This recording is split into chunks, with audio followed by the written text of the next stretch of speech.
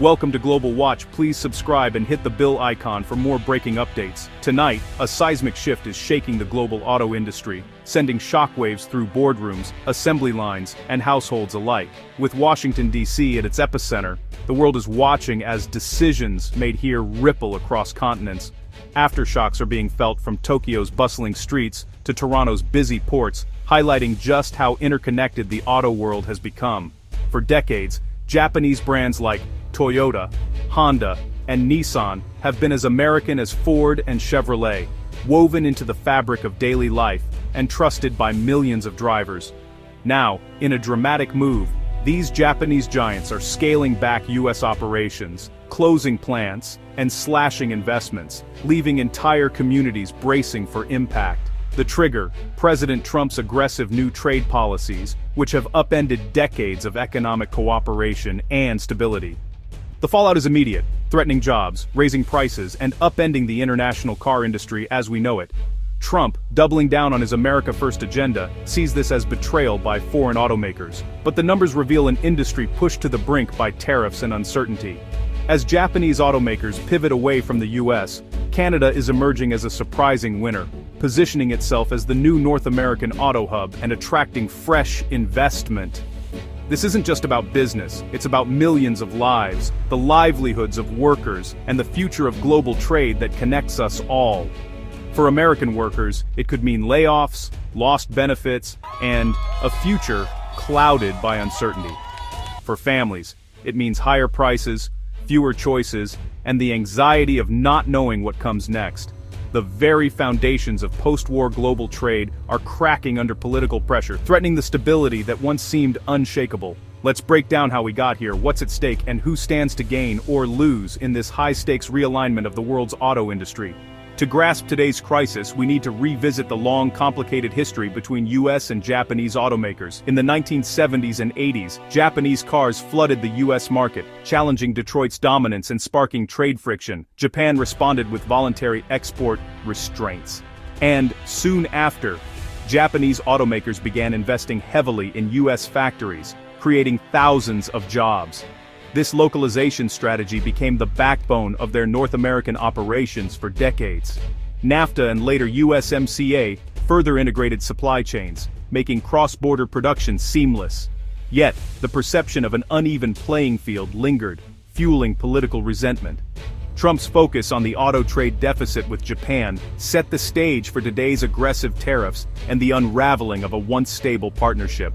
The crisis erupted in 2025, when President Trump announced sweeping new tariffs, a 25% tax slapped on every imported vehicle entering the United States. The move was billed as a bold step to protect American jobs and industries, a signature piece of his America First agenda. The administration's goal was clear: force automakers to bring manufacturing back to U.S. soil, revitalize domestic factories, and create more jobs for American workers. But the move sent shockwaves through the auto industry, disrupting the intricate North American supply chains that had been built over decades.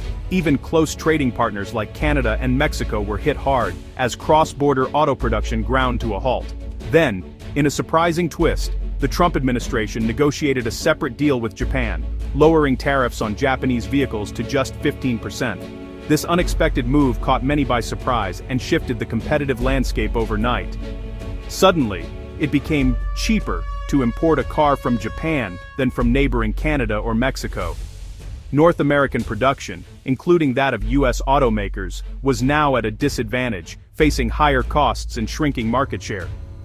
Industry leaders and labor unions alike condemned the policy, calling it a disastrous deal for American workers and a threat to the stability of the entire sector. The logic behind the tariffs was to punish companies that moved production abroad. But in practice, the result was chaos, confusion, and a fractured market that left businesses scrambling. Japanese automakers now had every incentive to abandon their US and North American factories, choosing instead to export vehicles directly from Japan to the American market. The tariff hammer shattered the very supply chains it claimed to protect, causing delays, shortages, and rising costs throughout the industry. The policy's contradictions left automakers scrambling to adapt, with executives and workers alike facing an uncertain future as the industry reeled from the shock. Instead of bringing jobs home, the tariffs pushed investment and production away from the U.S., accelerating the shift of auto manufacturing to Asia and other regions. The fallout was swift and severe. Plants closed, workers lost jobs, and the American auto industry faced one of its toughest periods in decades. In the end, the America First policy had backfired big time, leaving the industry and its workers to pick up the pieces. The impact on Japan's automakers was immediate and severe. In May 2025, Toyota, Honda, and Nissan all slashed profit forecasts, citing U.S. tariffs and fierce competition from Chinese EVs. Toyota projected a 21% profit drop, Honda a staggering 70%. Nissan, facing deep uncertainty, refused to issue a forecast at all. Company leaders voiced frustration, saying political whims in Washington were upending decades of careful planning. The tariffs weren't just a cost, they threatened the entire, global business model. Faced with billions in potential losses, Japanese automakers began pulling back from the U.S. The era of expansion was over. Survival now meant retreat and consolidation. U.S. protectionism and Chinese competition left them with little choice but to make drastic changes. No company illustrates this crisis more than Nissan. Already weakened by years of mismanagement, Nissan announced 11,000 more job cuts, bringing total layoffs to 20,000. Its operating profit collapsed by 88%, and it posted a $4.5 billion net loss. The company is shutting down 7 plants worldwide and scrapping a $1.1 billion EV battery factory in Japan. CEO Makoto Uchida was replaced, and Nissan's debt was downgraded to junk status. Nissan's dramatic downsizing is a warning. External shocks and internal weaknesses can quickly become existential threats. The company's retreat is a direct result of destabilizing trade policy and a cautionary tale for the entire industry. The Japanese retreat is hitting American workers hard, especially in states like Alabama, Indiana, and Tennessee. Job losses and economic anxiety are mounting as plants close or freeze investments. For consumers, the pain is just as real. Tariffs are driving up car prices across the board. Mitsubishi raised U.S. prices by over $20,400 per vehicle. Mazda hiked prices nearly 20% on some models. Subaru dropped its base Outback, forcing buyers into pricier trims. The result: higher prices, fewer choices, and a shrinking market. Local suppliers and businesses tied to these plants face an uncertain future. The policy meant to protect American jobs is instead putting them, and consumers, at risk. Amid U.S. turmoil, Canada is seizing the moment. Long a junior partner, Canada is now courting global automakers with tax credits, R&D grants, and support for EV supply chains. The pitch: Canada offers stability, predictability, and a forward-looking ecosystem for next-gen automotive tech. The 25% U.S. tariff on Canadian-built cars is a hurdle, but Canada is betting that long-term stability will win out.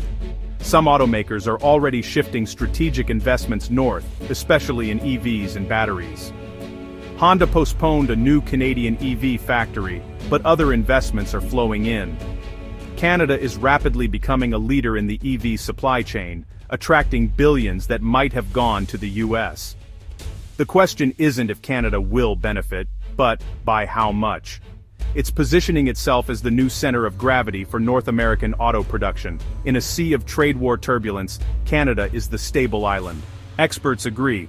U.S. trade policy has injected chaos into a global industry built on predictability and long-term planning. The rules of the game are shifting rapidly, leaving automakers scrambling to adapt to a landscape that seems to change overnight. Smaller automakers like Mitsubishi face existential threats, unable to absorb the financial blows that larger rivals might weather. For these companies, every new tariff or policy shift can mean the difference between survival and collapse, putting thousands of jobs at risk. The paradox. Lower tariffs for Japanese imports than for Canadian or Mexican cars undermine the USMCA and encourage companies to export from overseas rather than invest in North American production. This loophole disrupts the intended balance of the agreement. This hurts not just foreign workers, but thousands of Americans in the cross-border supply chain. From parts suppliers to assembly line workers, livelihoods are threatened as uncertainty ripples through the industry. Meanwhile, Japanese automakers are losing ground in China, where domestic brands are dominating the EV market. Once a stronghold for Japanese exports, China is now a fiercely competitive battleground. The pressure from both East and West is forcing Japanese firms into a desperate fight for survival.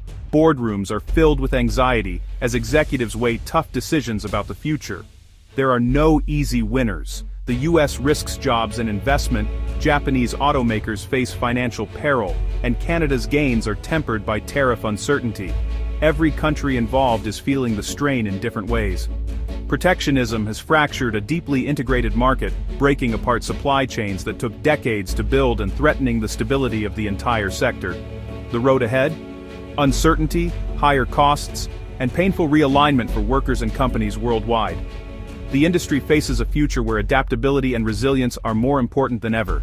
The global auto industry is being reshaped before our eyes, as companies race to innovate and governments rethink their strategies. And the consequences will be felt for years to come, affecting not just businesses, but families and communities around the world.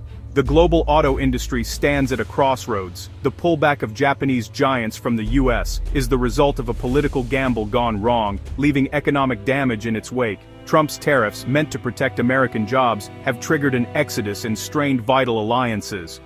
American workers face uncertainty, families pay more, and a decades-old partnership is fractured. Canada is emerging as a potential sanctuary, attracting investment and innovation. Whether it can fully succeed remains to be seen, but the shift is undeniable. The decisions made now will shape the industry for a generation. What do you think? Has protectionism helped or hurt? Let us know in the comments, and subscribe for more coverage.